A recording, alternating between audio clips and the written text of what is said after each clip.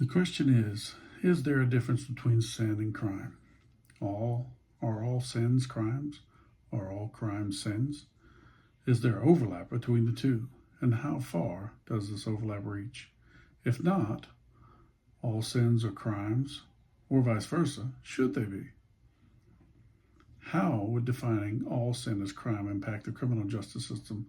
And how would defining all crime as sin impact the church?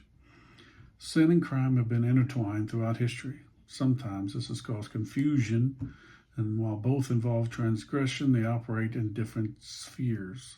Sin is against a divine law, and crime against a human law. The Bible offers valuable insights to both sin and crime, like the reference in the assignment Matthew 5:17-48, where Jesus is talking about how the importance of fulfilling not just the letter of the law, but also the spirit behind it. He expands on offenses like adultery.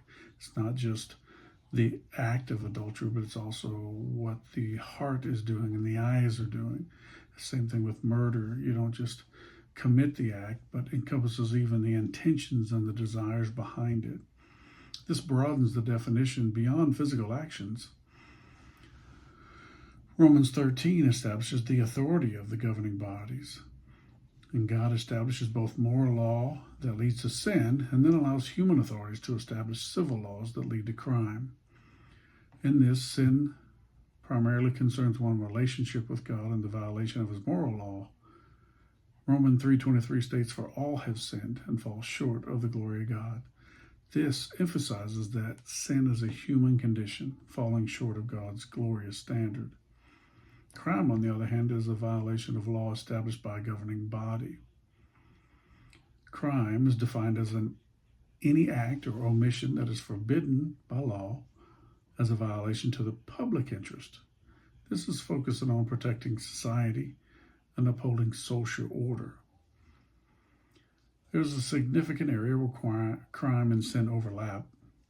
Many actions that violate God's moral law also violate human law, such as stealing, murder, in some states adultery. So those are all considered sins as well as crimes.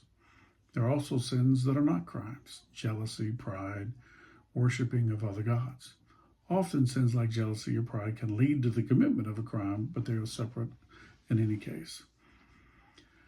Most interesting to me about this is just how it takes the time you need to take the time to look at the heart. Recognizing the distinction between sin and crime allows for a more balanced approach. You need to be able to understand that what your heart is doing.